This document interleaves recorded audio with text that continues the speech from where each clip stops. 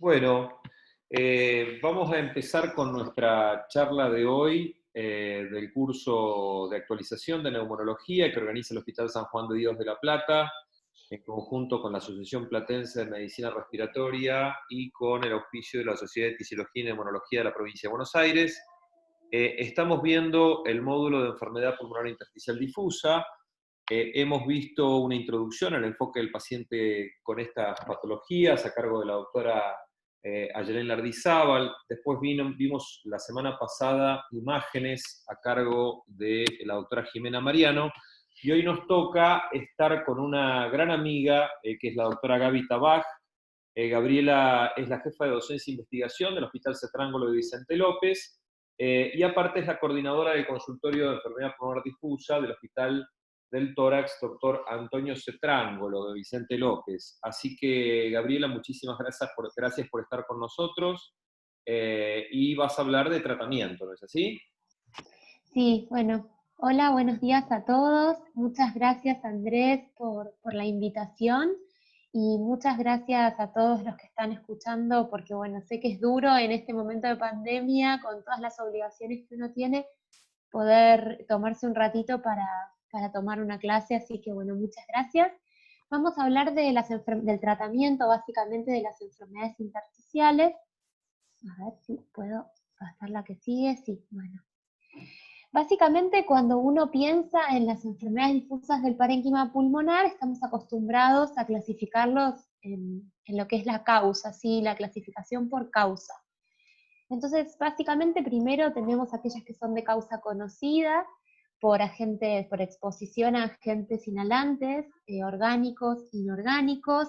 Orgánicos van a dar las neumonitis por hipersensibilidad, inorgánicos nos van a dar las neumoconiosis, las enfermedades del tejido conectivo, las infecciones, las neoplasias.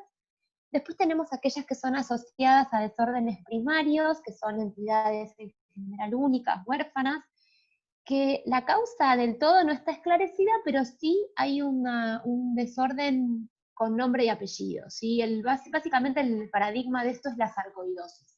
Pero también tenemos la esclerosis de células de Langerhans, la linfangioleio, la proteinosis alveolar, las eosinofilias pulmonares, la microlitiasis alveolar y la amiloidosis.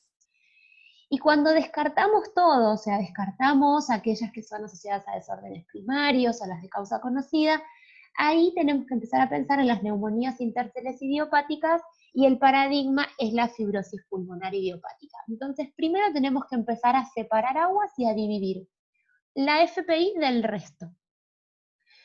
¿Por qué es importante? Porque la fibrosis pulmonar idiopática, como ya deben de haber visto en las clases anteriores, es una enfermedad devastadora, es una enfermedad de adultos mayores, más en varones que en mujeres, más en fumadores o exfumadores, que tiene una supervivencia media al diagnóstico de 3 años. Entonces es importante separarla del resto, porque tiene una mortalidad mayor que la mayoría de los tumores, o sea, excepto los tumores, el cáncer de páncreas y el cáncer de pulmón, el resto de los cánceres tienen mejor supervivencia que la fibrosis pulmonar idiopática. Y además, porque hoy en día contamos con fármacos que sí está avalado el tratamiento para FPI, y vamos a ver que para el resto es, digamos, excepto en esclero, todavía tenemos mucho de uso off-label. Entonces, en lo que es las opciones terapéuticas para la fibrosis pulmonar idiopática, básicamente tenemos 2 fármacos aprobados, tanto por ANMAT en la Argentina como por las agencias regulatorias de Estados Unidos y de Europa, básicamente la pirfenidona y el nintedanib. La pirfenidona se aprobó en Europa en marzo del 2011 y la ANMAT aprobó su uso en la Argentina en el año 2013.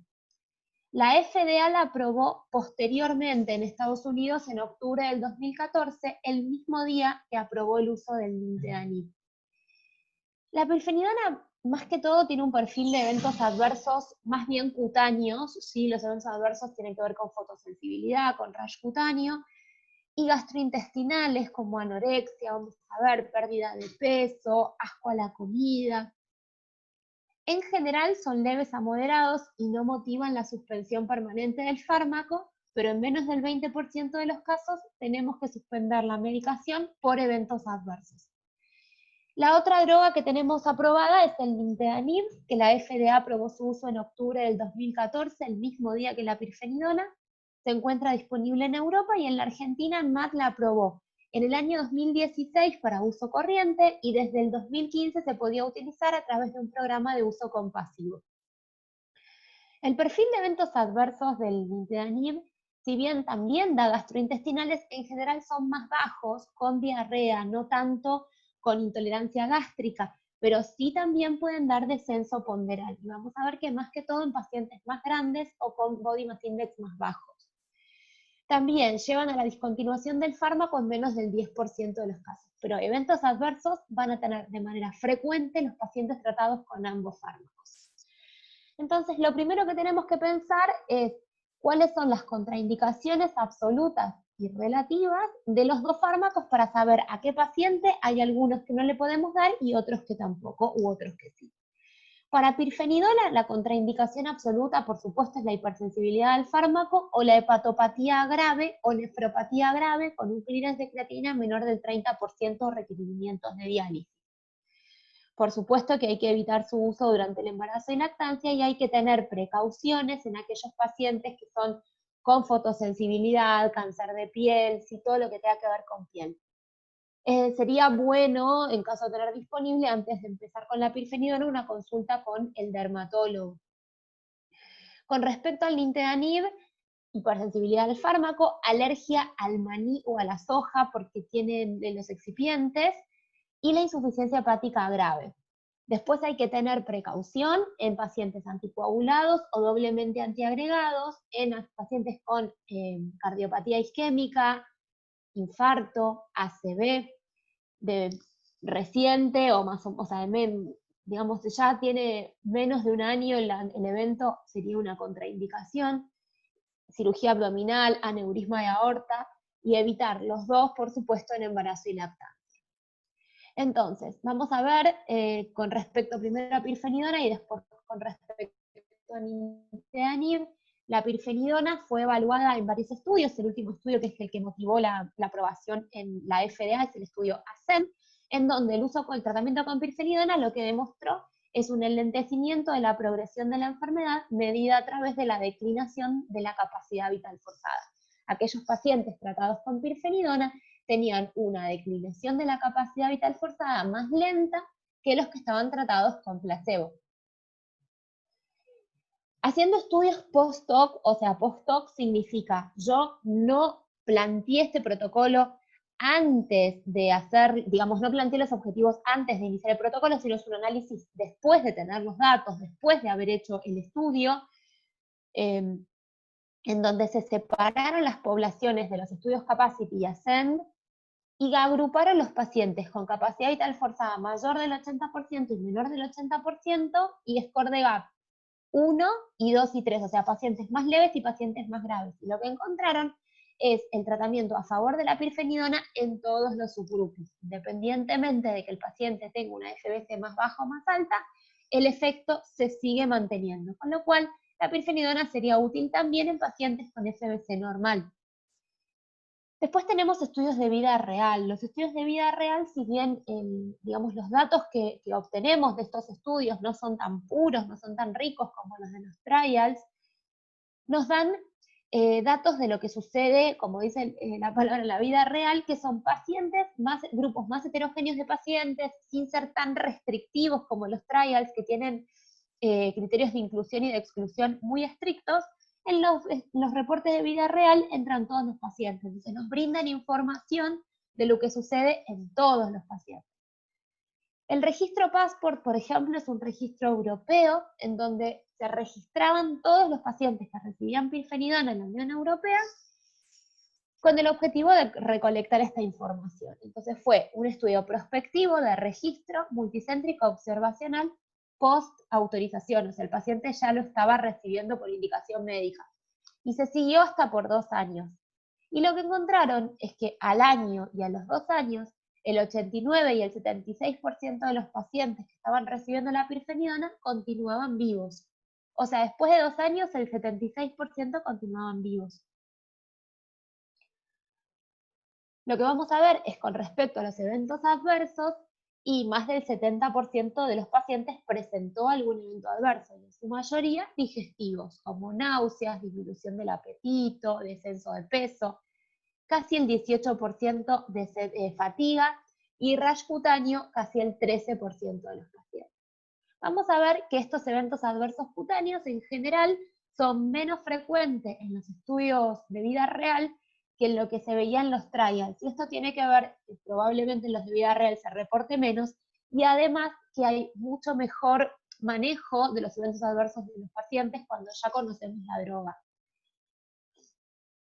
Vamos a ver que los eventos adversos serios, ¿sí? En los casos de eventos adversos serios, vamos a ver que hubo 78 eventos adversos serios, que esto correspondía a 55 pacientes, ¿sí? O sea, el 5% de los pacientes tuvo eventos adversos serios. La mayoría tuvo eventos adversos, pero la minoría fueron serios. Y lo que pudieron estudiar fueron la posibilidad de factores de riesgo para desarrollar eventos adversos con pirfenidona. Y lo que encontraron es que los pacientes con mayor edad, aquellos que tenían corticoides previos, y las mujeres tenían mayor riesgo de suspender el tratamiento. Lo mismo sucedía con aquellos con bajo body mass index y los mayores de 80 años. O sea que las mujeres de mayor edad son las más predispuestas a presentar descenso de peso, náuseas y vómitos.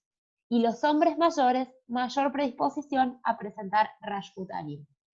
Los eventos adversos de pérdida de peso, náusea y vómitos son eventos adversos dosis dependientes, con lo cual uno puede creer que las mujeres más grandes que tienen menor peso, menor talla, tienen mayor dosis por superficie y que pueden tener mayor eventos adversos por sobreexposición al fármaco. En cambio, en los varones más grandes, quizás tengan eventos adversos más bien idiosincráticos, dependientes de la droga y no de la dosis, como los que tienen que ver con la piel. Los pacientes con body mass index menor de 25 tienen más fatiga, más alteraciones gastrointestinales y más trastornos nutricionales que aquellos con body mass index más alto. Entonces, el mayor riesgo de eventos adversos son aquellas mujeres, mayor edad, body mass index bajo, y en estos casos el monitoreo debe ser mucho más estricto. Además se agrega el concepto de la polifarmacia, porque ya sabemos que la edad media de afectación de la población de pacientes con FPI es de 66 años para arriba. Y en este grupo de pacientes es muy frecuente las comorbilidades. Por ejemplo, en Inglaterra, el 20% de las personas de más de 70 años consumen más de 5 fármacos por día. En la última década, el promedio de ítems prescriptos en personas de más de 60 años se duplicó de 21 a 40 por cada persona por año. Y la polifarmacia se va a asociar, por supuesto, a un riesgo incrementado de eventos adversos y de interacciones farmacológicas. Con respecto a la pirfenidona, sabemos que aumentan la biodisponibilidad el jugo de pomelo, por eso no se debe tomar con jugo de pomelo, la fluvoxamina, la ciprofloxacina, la amiodarona, la propafenona, la fluoxetina y la paroxetina. Y reducen la biodisponibilidad el tabaco, el omeprazol y la rifampicina. Por eso es que con la pirfenidona, si uno tiene que utilizar un inhibidor de bomba de protones, se utiliza pantoprazol y no omeprazol porque reduce la biodisponibilidad del fármaco. Entonces, en caso de tener que utilizar inhibidores potentes del citocromo como fluvoxamina o enoxacina, se debe reducir la pirfenidona a 2,67 miligramos, o sea, un comprimido 3 veces al día, ¿sí? Reducirla de 3 comprimidos 3 veces por día a un comprimido 3 veces por día. Y en el caso de inhibidores moderados, como la ciprofloxacina, pero estamos hablando de cipro a dosis alta, a dosis de 750 cada 12 horas, se debe reducir la pirfenidona a 2 comprimidos 3 veces por día. Esto es importante porque muchas veces uno trata de no dar ciprofloxacina con el paciente que está con pirfenidona, pero si no queda otra, porque es el antibiótico que se debe utilizar, hay que reducir la dosis de pirfenidona. La FPI está muy relacionada con la edad, sí, además la edad es un factor de mal pronóstico en los pacientes con FPI, ya está en el score de GAP.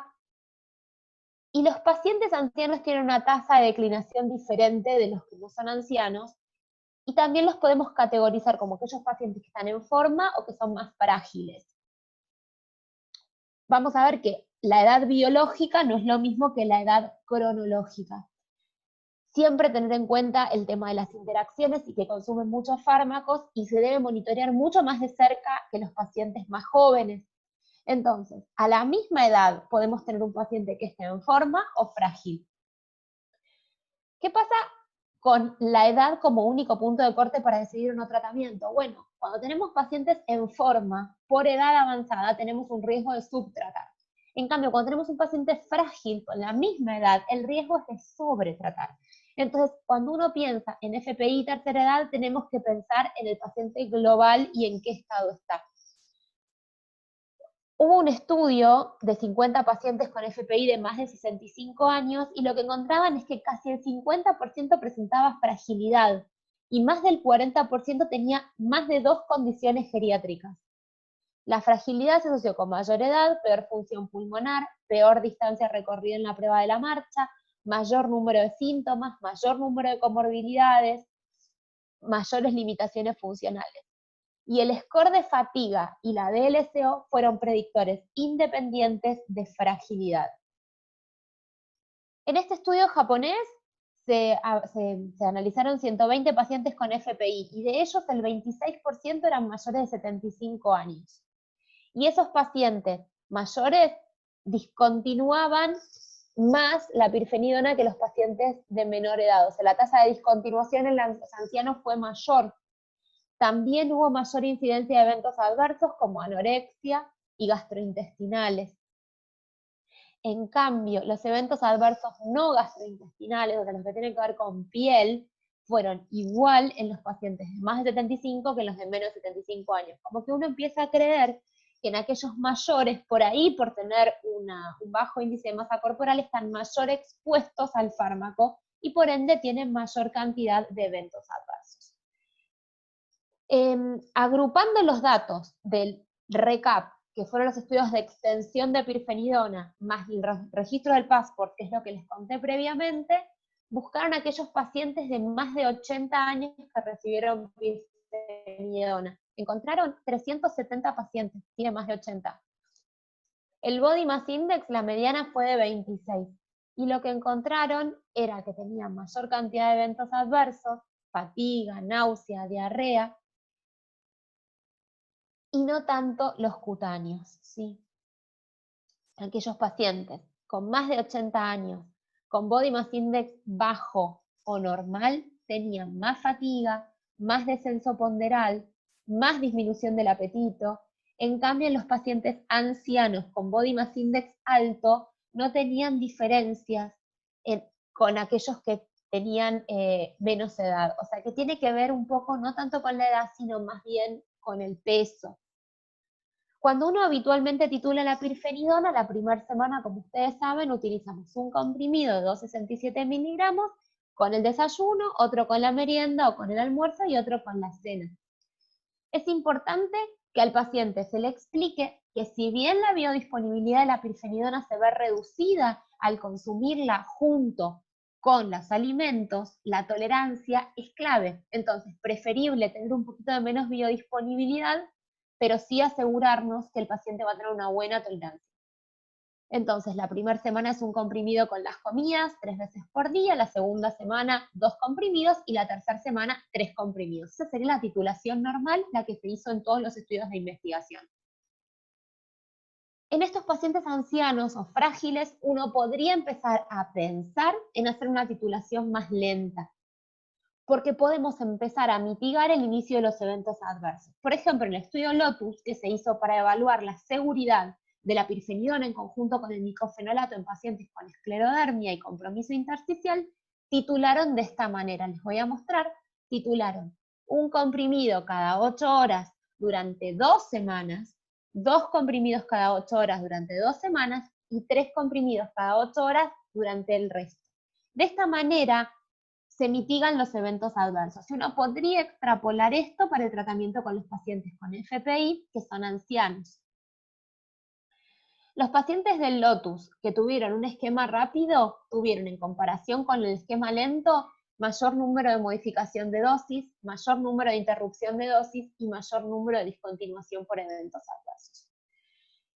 Porque sabemos que según los modelos animales, las concentraciones de pirfenidona y sus metabolitos activos llevan al pico en el pulmón en 45 minutos, después de que lo comió, de que fue que lo ingirió el comprimido. Pero las concentraciones en hígado, riñón, plasma son mucho más, hasta 4 veces más de las que tiene en el pulmón. Y de ahí es que tiene mayor cantidad de eventos adversos expresados en esos tejidos, porque se concentra más la cantidad del fármaco. Y siempre es una discusión el tema de que si tenemos que utilizar la misma dosis uniformemente para todos los pacientes, independientemente del peso, porque si uno utiliza, por ejemplo, 2.403 miligramos por día en un paciente de 70 kilos, va a dar una dosis de 34 miligramos kilo, pero en cambio si utilizamos la misma dosis en uno de 50 kilos, la dosis va a ser de 48 miligramos kilo. Entonces, sí se va a expresar más cantidad de fármaco en el pulmón, pero también va a llegar más cantidad de fármacos al resto de los órganos en donde va a tener impacto en los eventos adversos. Entonces uno se puede empezar a plantear si realmente existe y si se sabe cuál es la dosis efectiva para el tratamiento de la FPI. En las primeras publicaciones de pirfenidona la dosis era de 40 miligramos kilo día, dosis efectiva. En un modelo de roedores de fibrosis inducida por bleomicina, la pirfenidona atenuaba la fibrosis a una dosis de 30 a 100 miligramos kilo día. En pacientes japoneses, dosis más bajas, o sea, dosis de la mitad de la que estamos acostumbrados a utilizar nosotros en caucásicos, atenuaban la fibrosis. Hay que tener en cuenta que el metabolismo en los pacientes orientales es completamente diferente del metabolismo de los pacientes caucásicos. Entonces se empezaron a preguntar si tiene que ver la dosis con la cantidad de eventos adversos y si uno debiera empezar a ajustar la dosis de pirfenidona por superficie corporal o por peso. En este estudio, es un estudio japonés de 67 pacientes con neumonías intencionales idiopáticas que incluían FPI tratados con pirfenidona. La prescripción al inicio era de 600 miligramos día y se iba aumentando hasta llegar a 1800. Tengan en cuenta de vuelta que son pacientes japoneses que utilizan menos dosis que los caucásicos. Y se ajustó después por superficie de área corporal o por peso. Y los que encontraban es que aquellos pacientes con dosis más altas declinaban menos la capacidad vital forzada que aquellos con dosis bajas. Y los pacientes con eventos adversos, en general, eran aquellos que recibían dosis más altas, ajustadas por superficie o por peso. Cuando uno ajustaba la dosis por superficie corporal, se reducían de manera significativa la declinación anual de la capacidad vital forzada, y el ajuste por superficie podía disminuir la incidencia de eventos adversos. Con respecto a los eventos adversos, lo que es clave en la práctica habitual es la anticipación, como decíamos antes. Hay paciente, hay que advertirle que va a tener eventos adversos, que los eventos adversos en general son leves, que no van a motivar la suspensión definitiva del fármaco, pero que sí tenemos que hacer cosas.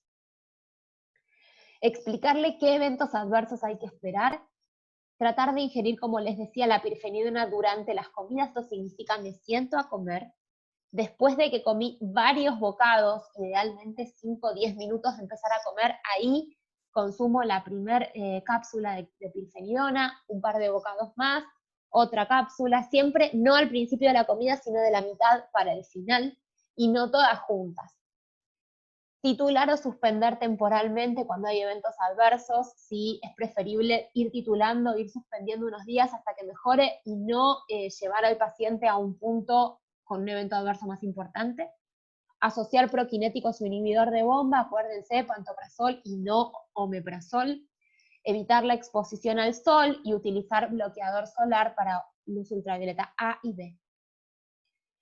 Con respecto a la enfermedad renal, no hay cambios cuando es una enfermedad de la biodisponibilidad, cuando es una enfermedad renal leve a moderada, cuando el clearance está entre 50 y 80, no hay problema, pero cuando el clearance está entre 30 y 50, acá utilizar con precaución y monitoreo, sí, junto con el nefrólogo, y en pacientes con menos de 30 de clearance o diálisis, no utilizar.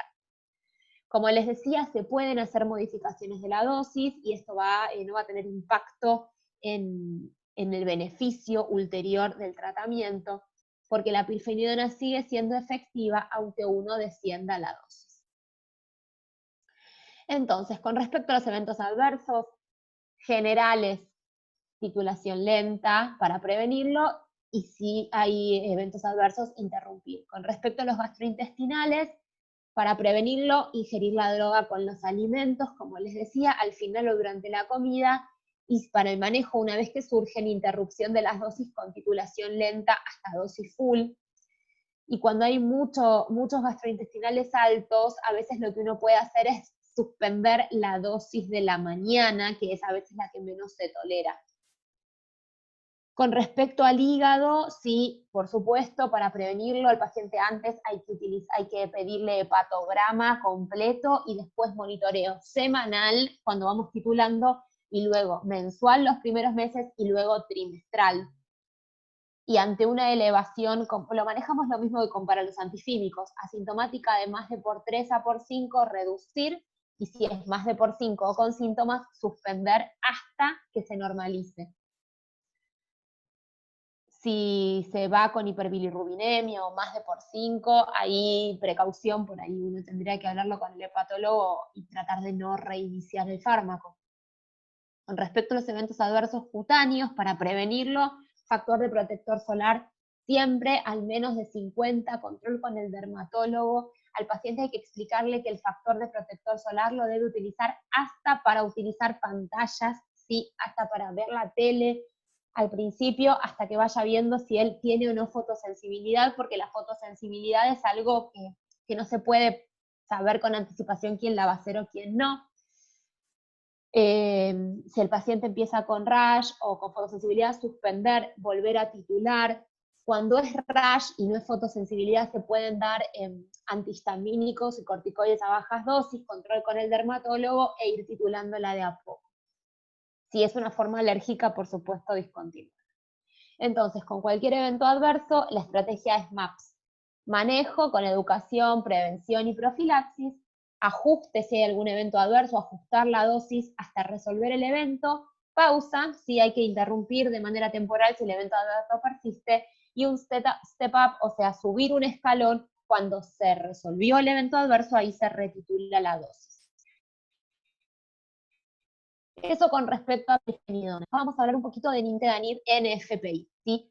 Lo que vamos a tratar, lo que vamos a ver ahora son los estudios Impulsis, ¿sí? Que son los estudios que sirvieron para que la FDA apruebe el uso del nintedanib en pacientes con fibrosis pulmonar idiopática.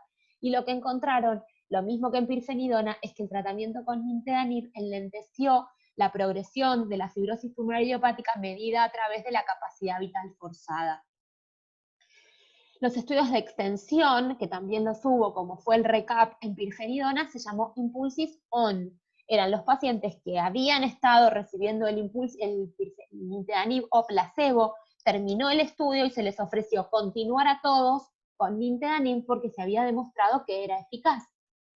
Muchos de estos pacientes que habían entrado al estudio con 55, por ejemplo, 56%, de capacidad vital forzada, a medida que fue pasando el tiempo, fue declinando, y en algunos casos llegaron a tener menos del 50% de capacidad vital forzada, y esto sirvió para que se haga un estudio y se evalúe si la declinación era también efectiva, si la prevención de la declinación de la capacidad vital forzada era también efectiva en pacientes con FBC más baja. Y lo que encontraron es que sí, que aquellos pacientes con FBC menor del 50%, al empezar el Impulsison, también se beneficiaban del tratamiento con nintedanib.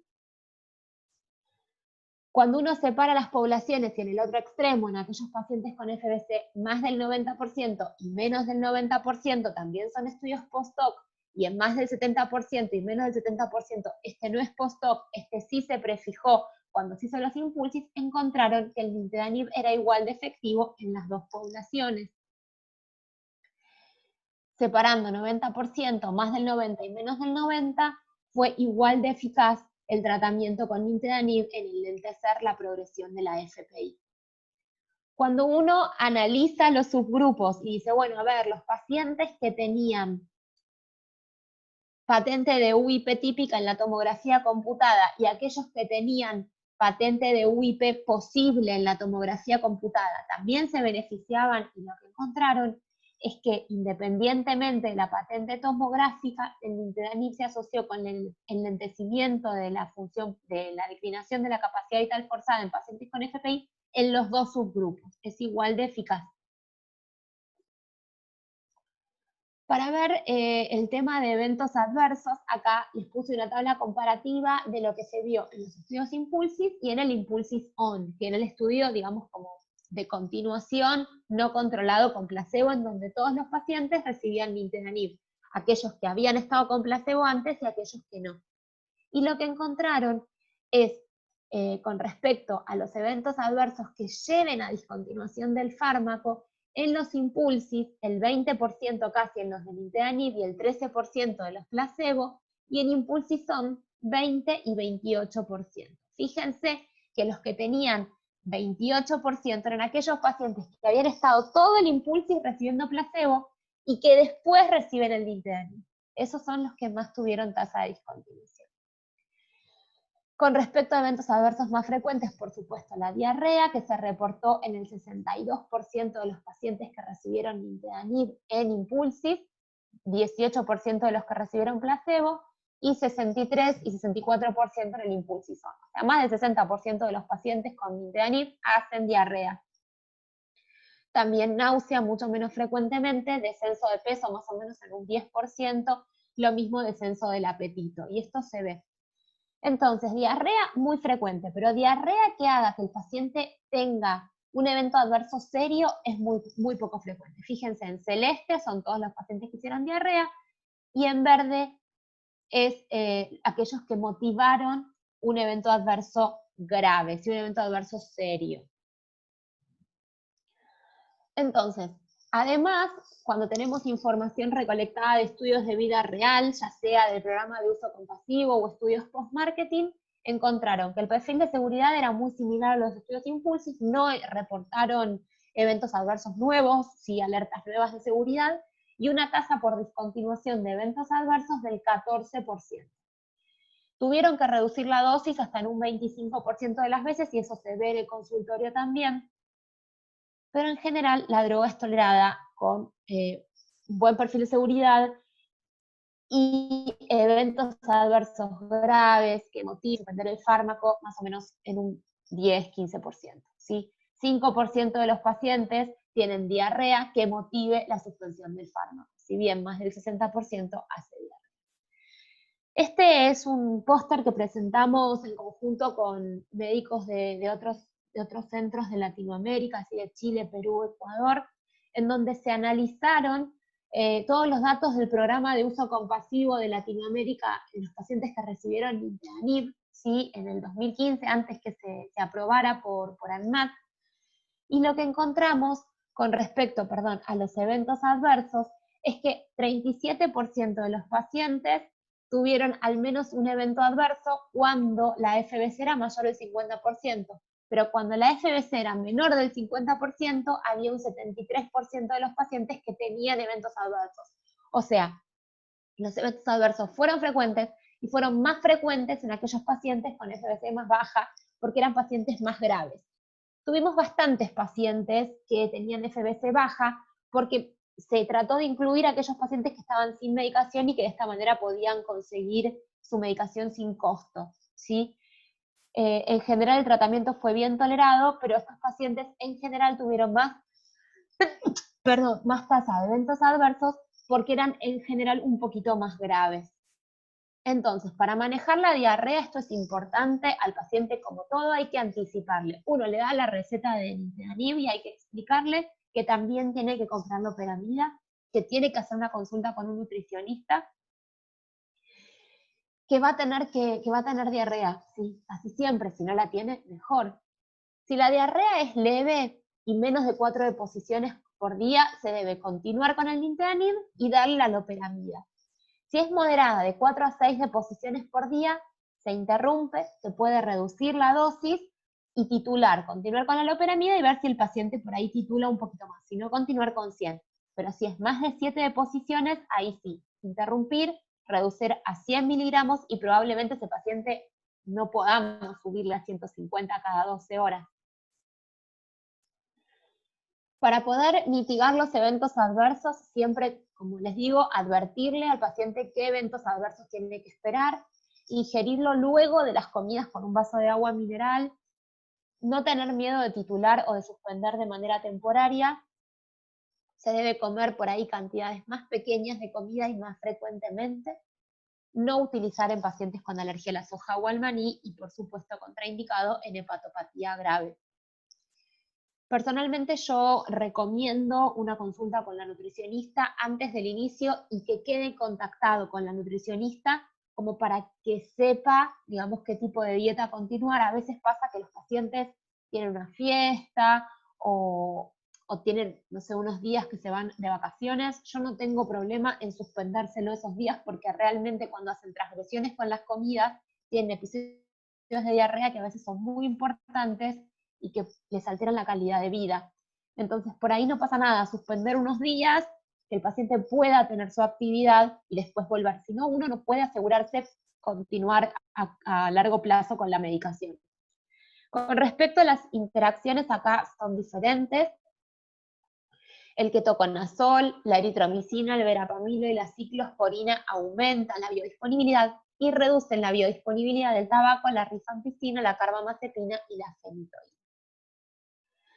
Eso con respecto a fibrosis pulmonar idiopática. Pero sabemos que dentro de las enfermedades intersticiales hay muchas que dan fibrosis pulmonar, no todas. Dentro de las que dan fibrosis pulmonar, la FPI siempre da fibrosis pulmonar, pero después tenemos las autoinmunes, la hipersensibilidad, los fármacos, las coniosis, que pueden tener fibrosis pulmonar y al mismo tiempo tener, además, compromiso inflamatorio, ¿sí? Entonces, ustedes ya lo saben, Wells propone una clasificación, además de etiológica, según el comportamiento.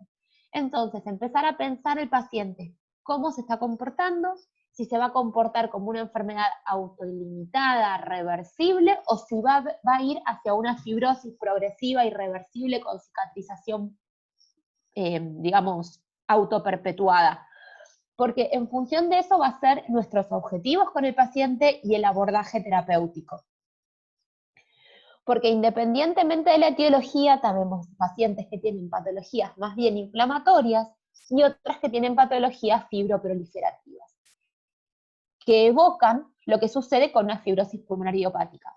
Entonces surge el concepto de fenotipo fibrosante progresivo, en donde una proporción de pacientes con otras enfermedades intersticiales que sin tener una FPI desarrollan un fenotipo fibrosante progresivo con un comportamiento clínico muy similar a lo que ocurre en FPI y que comparten vías de señalización y mecanismos fisiopatológicos. Esta sería los agrupadores o los LAMPers, los que dicen agrupemos al resto de las fibrosantes junto con FPI porque el comportamiento termina siendo el mismo. ¿Cuáles son las entidades nosológicas que pueden tener un riesgo de desarrollar un fenotipo fibrosante progresivo? Por supuesto la FPI siempre, la NSIP fibrosante a veces, algunas inclasificables, algunas autoinmunes, básicamente artritis reumatoidea, la hipersensibilidad crónica, algunas coniosis como la asbestosis, la sarcoidosis, la forma fibrosante. Entonces, ¿cuál es la evidencia que tenemos hoy en día disponible para el tratamiento de estas fibroproliferativas? Entonces, pensamos en enfermedades fibroproliferativas, descartar hipersensibilidad, descartar enfermedad del tejido conectivo, descartar coniosis y descartar fibrosis pulmonar idiopática. Pero uno no puede pensar que lo que aplica para una patología aplica para el resto, porque ya aprendimos que en el estudio Panther, que se tuvo que suspender de manera prematura porque aumentaba la mortalidad en la rama tratada, los pacientes con FPI, por ejemplo, tienen mayor mortalidad al hacerles la triple terapia con corticoides, N-acetilcisteína y azatioprina. Entonces no podemos extrapolar solamente a través de una base racional cuál va a ser el mejor tratamiento para estos pacientes. Por eso a todos no les podemos dar lo mismo. Tenemos que pensar, y acá sí es donde entran los splitters, los separadores, en donde también el futuro es la medicina de precisión. No es lo mismo todos los pacientes, entonces hay que empezar a tratar de identificar cuáles son los que tienen factor de riesgo de progresión y con qué se van a beneficiar. porque digamos que del menú de tratamiento tenemos muchas drogas. Desde los inmunosupresores no selectivos, como los corticoides que usamos todos los días, agentes biológicos, antifibroproliferativos e inhibidores de tirosinas. Entonces, en función de cada entidad nosológica va a haber un tratamiento recomendado, por supuesto, para lo que es esclerodermia se utiliza ciclofosfamida, micofenolato como primera línea, rituximab para rescate, y el nintedanib, que ya está aprobado tanto por ANMAT como EMA como FDA, para el tratamiento, no, EMA me parece que no, ANMAT y FDA, para el tratamiento de la fibrosis pulmonar por esclerodermia, siendo hoy en día la única indicación que no es off-label. Es así, o sea, por ejemplo, el micofenolato, que es primera línea, es off-label para el tratamiento del compromiso intersticial por esclerodermia. En artritis reumatoidea se utiliza corticoides bajas dosis, micofenolato, rituximab, todo off-label. En Sjögren, corticoides, micofenolato también. El tratamiento inmunosupresor y rituximab de rescate, lo mismo off-label, y pasa en todas las entidades autoinmunes. En artritis reumatoidea, por ejemplo, los anti-TNF para el compromiso articular no es off-label, pero para el compromiso pulmonar todo sí es off-label. ¿Qué pasa en esclero? Esclero es lo que más tenemos estudiado, ¿sí? O lo que más tenemos evidencia. Go desarrolló un score. El score que desarrolló Go separa los pacientes con compromiso intersticial por esclerodermia en extenso o limitado. Solamente esto. ¿Por qué? Porque lo que propone Go, que lo demostró, es que los pacientes con compromiso limitado tienen menor mortalidad que los que tienen compromiso extenso. ¿Y cómo hizo este score? Muy fácil. Primero miró la tomografía. ¿Cuál es la extensión del compromiso? ¿Más del 20%, menos del 20% o indeterminado? Si es más del 20%, tiene un compromiso extenso. Si es menos del 20%, tiene un compromiso limitado. Pero si el compromiso es indeterminado, miramos la capacidad vital forzada. Si tiene más del 70% es limitado, y si tiene menos del 70% es extenso. Ese es el algoritmo de Go. Go no dijo a quién tratar con este algoritmo. A raíz de eso, después se extrapola que aquellos pacientes que tienen compromiso intersticial clínicamente significativo, FBC menor del 70% o extensión de más del 20% en la tomografía, serían los que se benefician con tratamiento porque son los que tienen mayor riesgo de progresión, mayor riesgo de morir. Pero nosotros somos neumonólogos, vamos a mirar un poquito más, no solamente la FBC en una foto. También es importante saber cuál era la FBC hace un año, hace 2 años, porque si el paciente venía manejando FBC de 120% y en un año le cae a 90%, sí, según Go no es extenso, pero ese paciente perdió un montón de función pulmonar en un año, está recontractivo y hay que tratarlo. Lo mismo con la difusión. El score de Go no tiene en cuenta la capacidad de difusión del monóxido de carbono, pero es importante. Un paciente que desciende la DLCO, que tiene disnea, aunque tenga FBC normal, también merece tratamiento. Muchos reactantes de fase aguda también, pensar eso. Aquellos pacientes con topoisomerasa positivo que tienen mayor riesgo de progresión en esclero. Esclero es un capítulo aparte, pero me parece importante por ahí pautar esto, ¿sí? Con respecto a las opciones terapéuticas que tenemos en esclero, los citotóxicos modificadores de enfermedad reumática, como ciclofosfamida y micofenolato, los biológicos modificadores de enfermedad reumática, como el tocilizumab y el rituximab, los antifibroproliferativos, como nintedanib y pirfenidona, y el trasplante autólogo de células hematopoyéticas, que yo no tengo experiencia, pero en el hospital alemán, el doctor Nietzsche sí tiene experiencia, con Brenda. El trasplante pulmonar en candidatos muy seleccionados, porque bueno, sabemos que los pacientes tienen mucho reflujo, en la esclerodermia no son los mejores candidatos, pero bueno, aquellos pacientes que son jóvenes, que tienen mucho compromiso pulmonar, con hipertensión pulmonar, hay que mandarlos a evaluar y que se decida en un comité interdisciplinario. Con respecto a los citotóxicos, está el Scleroderma Langsadi 1 y el Scleroderma Langsadi 2. El Scleroderma Langsadi 1 con ciclofosfamida y el Langsadi 2 con micofenolato.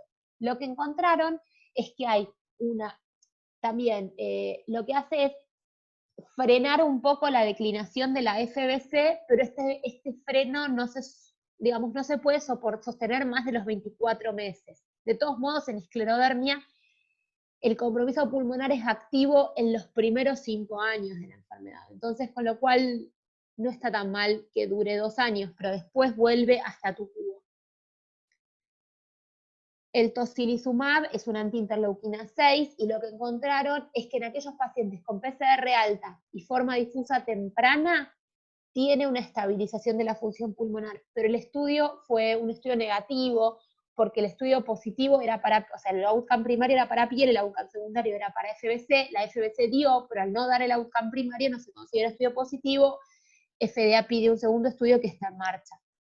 El rituximab es útil tanto para piel como para intersticio, y hay un estudio cabeza a cabeza, en donde demostró, es un estudio abierto, la superioridad del rituximab en mejorar la FBC en comparación con la ciclofosfamida.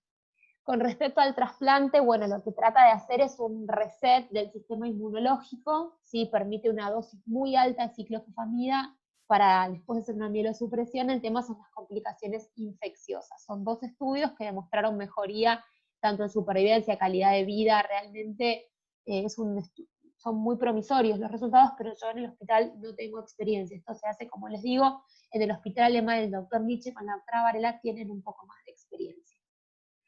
¿Qué pasa hoy en día? Bueno, ya hoy en día tenemos, AMAT ya aprobó la indicación del nintedanib para el tratamiento de los pacientes con esclerodermia con compromiso intersticial, y esto surge a través del estudio Censis, que lo vamos a ver ahora en un ratito. Con respecto al estudio Lotus, lo que estudió fue solamente seguridad, no beneficio, de la combinación de micofenolato más pirfenidona versus micofenolato solo. El escleroderma lang study 3 es un estudio que está en marcha, que sí va a estudiar no solo seguridad, sino también eficacia de la combinación de micofenolato con pirfenidona.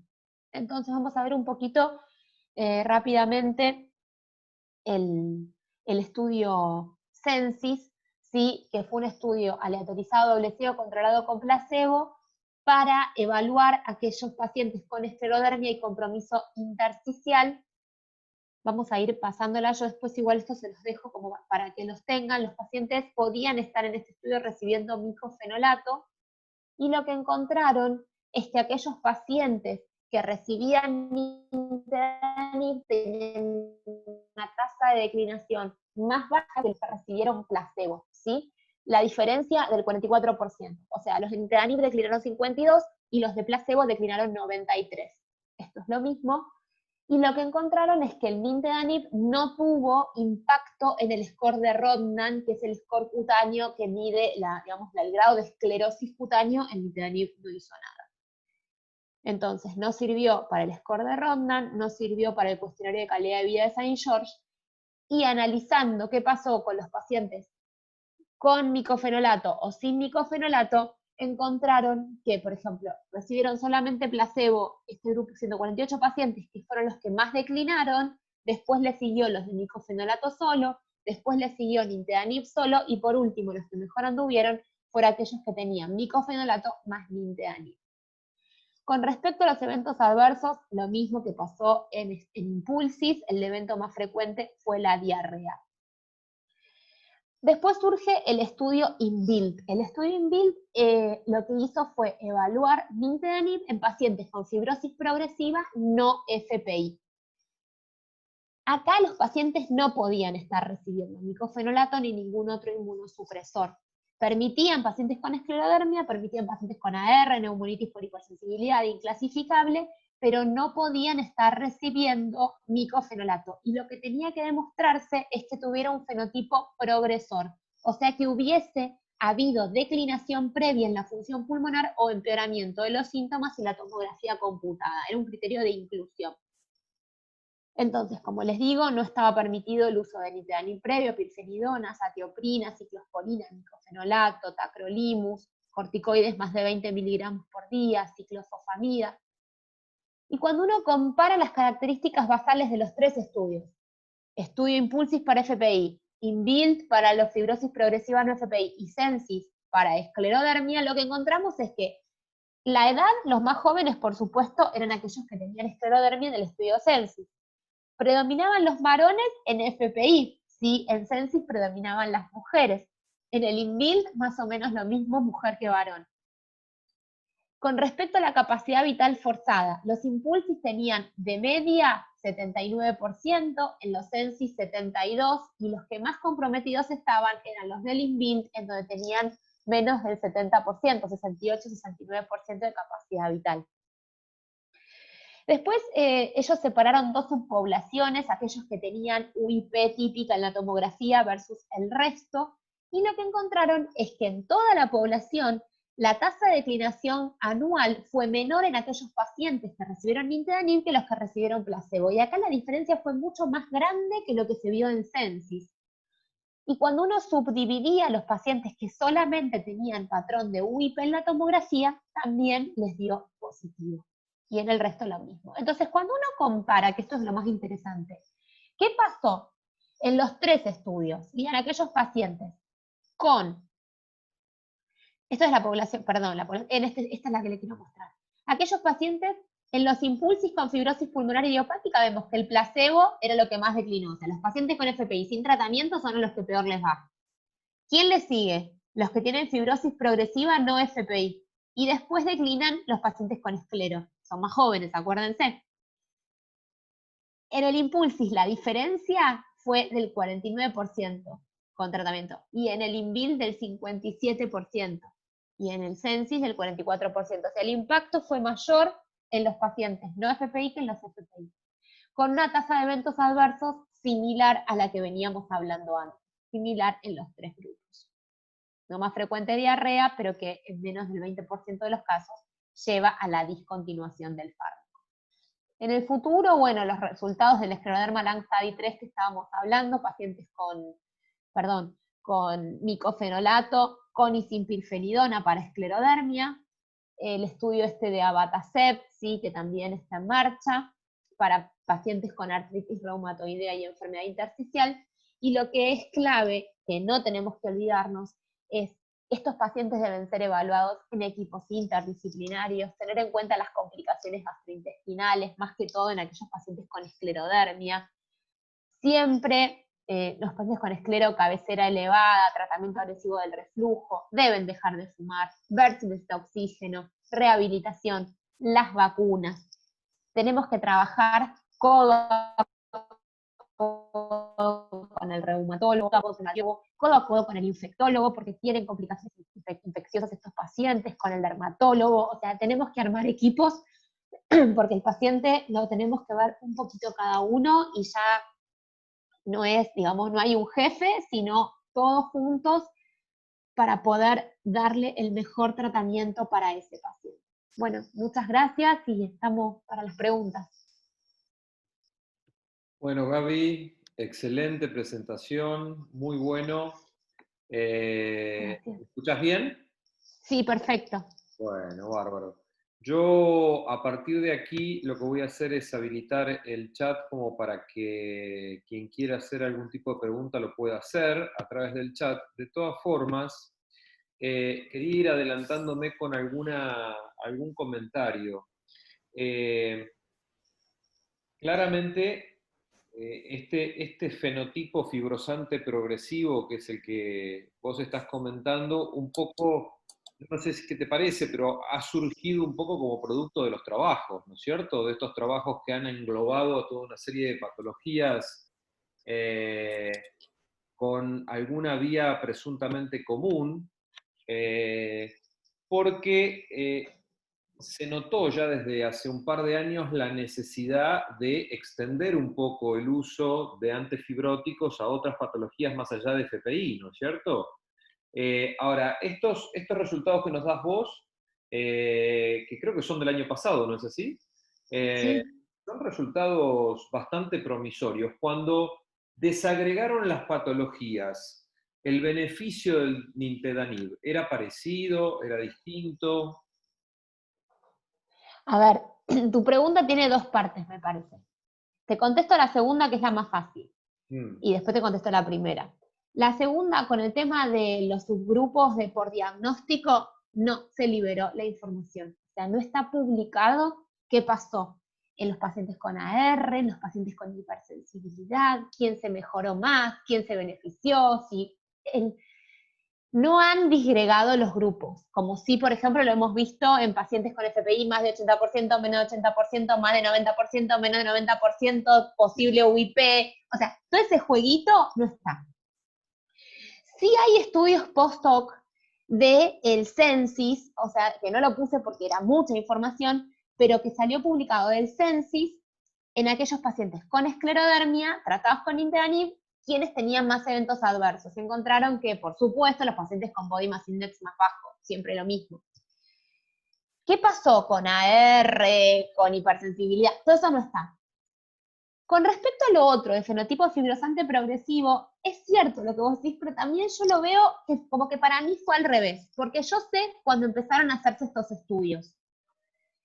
Era una necesidad porque no teníamos que darle a estos pacientes, y ya Wells venía hablando de la definición por comportamiento clínico desde el 2013.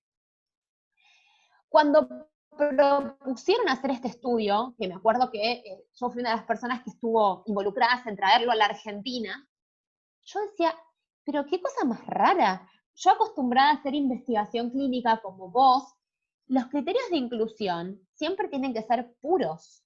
El diagnóstico puro, el paciente puro, el top model, ninguno entra. En este no, entraban todos. Yo, ¿les va a dar esto? Porque era muy heterogénea la población. Seguro. Y les dio. O sea que yo no sé si fue el huevo o la gallina, si fue que surgió este estudio para ampliar la indicación o que realmente había un vacío en el tratamiento de estos pacientes y que esto lo que hizo fue juntarlos y evidentemente hubo algún tipo de mejoría porque hay algún tipo de racional también en, digamos, cómo se producen estos mecanismos fibróticos. Perfecto. La tenemos aquí a la doctora Fernanda Curró. Vos a Fernanda la conocés muy bien. Sí. Hola Gaby. Hola Fer. ¿Cómo estás? Buen día.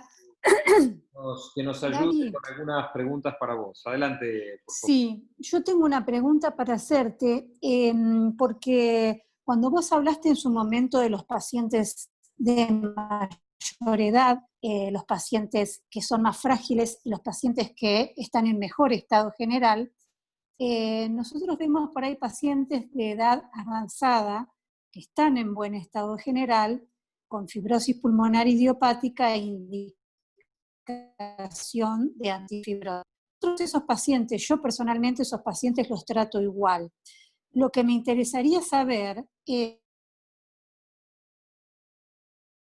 Y ahí nos quedamos, me parece. En Inglaterra, si no me confundo, hay una regulación en el tope de la edad. No, en la Argentina no. Cuando uno mira la resolución de ANMAT, que es lo que uno mira para ver si es off-label o no,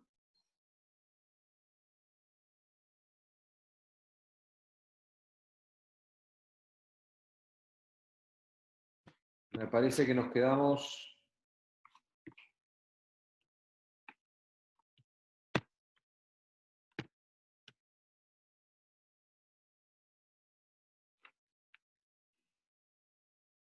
Exacto. o tenés una fibrosis pulmonar o no la tenés.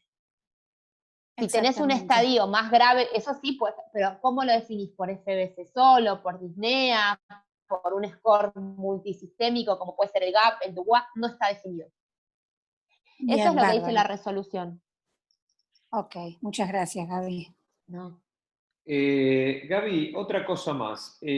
Yo siempre insisto un poco, el año pasado te dije lo mismo y yo sé que me vas a contestar lo mismo, pero yo, como dice Chiquita Legrand, el público se renueva, ¿viste? Entonces, la pregunta mía es con el tema este de los endpoints, de todos los estudios donde están poniendo capacidad vital forzada desde hace muchos años, y yo te contaba el año pasado el tema de la variabilidad que tiene la capacidad vital forzada. Entonces, a mí no me extraña que esto también funcione en pacientes con capacidades vitales forzadas bajas porque tienen menos que perder. Entonces, el paciente con una capacidad vital forzada menor al 50%, es cierto que usamos ese criterio del 10%, a ver si evolucionan o no evolucionan un año, pero el planteo es que, digamos, es útil, pero no te parece que no debiera ser el único endpoint a utilizar? Por supuesto, por supuesto. No debe ser el único, porque aparte tenemos los pacientes con FBC bajas, tenemos los pacientes que tienen enfisema. Claro. Sí, que no son pocos, porque factores de riesgo comparten, y cuando empezamos a incorporar fibrosis no FPI, los pacientes con artritis reumatoidea, virtualmente casi todos tienen compromiso de la pequeña vía aérea. Entonces, ¿cuánto de la capacidad vital forzada podés mover con un broncodilatador? Por eso a mí me gusta utilizar la capacidad vital lenta para ver qué está pasando con mis pacientes. Yo no miro la forzada, yo miro la capacidad vital lenta, porque a todos les pongo, la mayoría les pongo broncodilatadores, los que están con disnea, los que tienen compromiso de la pequeña vía aérea. Yo la FBC con un broncodilatador la podés mover. Sí. Entonces, no es el único endpoint, por eso también hay que tener en cuenta que no es el único parámetro para medir gravedad de la enfermedad. Entonces, cuando uno dice, no, tiene capacidad vital forzada de 40, no tiene que estar tratado porque es grave, porque no entró en el estudio Impulsis, o no entró en el estudio ASCEND. No es el único parámetro. El juicio médico, ver cómo está de trofismo ese paciente, ver qué actividades hace, ver la edad, ver cómo es su vida, ver sus comorbilidades. Hay que ver el paciente de manera global. Utilizamos poco los scores multisistémicos, utilizamos poco el score de GAP, utilizamos poco el score de Dubois, son scores fáciles, que son, lo tenés en la cabeza, y si no tenés las aplicaciones que los puedes bajar, y yo misma, todos los subutilizamos, miramos siempre, lo único que miramos es la capacidad vital, y no es lo único del paciente. Correcto. Un comentario más al respecto quiero hacer, Andrés. Sí, claro. Es así, la FBC, los que hicimos muchos años neumofisiología o laboratorio pulmonar y lo seguimos haciendo, sabemos que la FBC es una variable que no es específica para medir, no es sensible para medir restricción. Y es en este caso lo que te marca todos los estudios, el que ingrese o no ingrese un paciente, o tenga indicación o no tenga indicación un paciente. Por eso está bien la aclaración que vos decís de utilizar la capacidad vital lenta. Sí, hay también algunos que habían planteado el tema de la capacidad pulmonar total, pero tiene bastante variabilidad también, y ese es un problema grave. Ahora, lo que también comentábamos el otro día era sobre que vemos, especialmente en aquellos pacientes que nos derivan con enfermedades reumatológicas, una subutilización del seguimiento funcional respiratorio, digamos, ¿no? De esos pacientes. O sea, vemos que el paciente por ahí lo envían una vez para valorar la función pulmonar, y vemos que nosotros creemos que eso tendría que ser una cuestión más sistemática, ¿no es cierto? Y la verdad es que no lo vemos así, claramente. Vemos que los pacientes tienen evaluaciones muy ocasionales, digamos, de la función pulmonar, ¿no? Sí, eso es así, y por eso por ahí uno tiene que aprovechar la primera consulta cuando conoce al paciente y decirle, usted en 3 meses vuelva. O sea, comprometer al paciente, no esperar a que lo deriven nuevamente, porque a veces no es tan fácil. Va a empezar a ser cada vez más ágil en la medida que se vaya difundiendo cada vez más, y que, a ver, una espirometría es algo muy fácil de hacer en el consultorio, barato. O sea, no tenemos que perder, ahora estamos en pandemia, pero si no, o sea, es lo básico, el paciente viene que hacer una espirometría, y no esperar 2 años, no esperar que esté con síntomas, no esperar que cambió 20 veces de medicamento, porque eso no nos sirve para hacer bien la película de lo que estuvo pasando. Creo que de a poco vamos a empezar a trabajar, como todo va a ir mejorando, y esto también lo vamos a ver como pasó, por ejemplo, con los biológicos y la tuberculosis. Sí, sí, sí. Tengo una pregunta. Estos estudios, básicamente el Censis y el INVILD de los que hablabas, han mostrado el tema nintedanib allí, ¿no? Y vos pensás que en estas enfermedades con fenotipo fibrosante progresivo, la pirfenidona tendría una acción similar? Sí, el tema cuál fue, yo no lo puse por una cuestión de tiempo.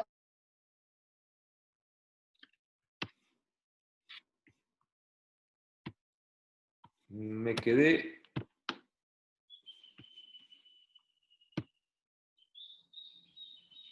Que el problema acá fue la elección del outcome primario. Como vos sabés, como todos saben, un estudio da positivo o negativo según el outcome primario preespecificado que se utiliza cuando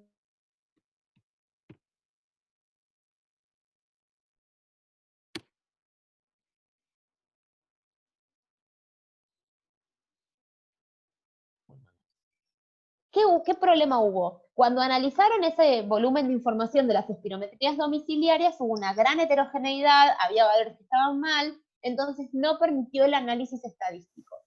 El outcome secundario, que era la DLCO, la FBC, el laboratorio, la prueba de la marcha, esos dio. El estudio es negativo, requiere otro estudio. Después está otro estudio que se publicó, lo que pasa es que también tuvo una baja tasa de reclutamiento, entonces no le dieron, estadísticamente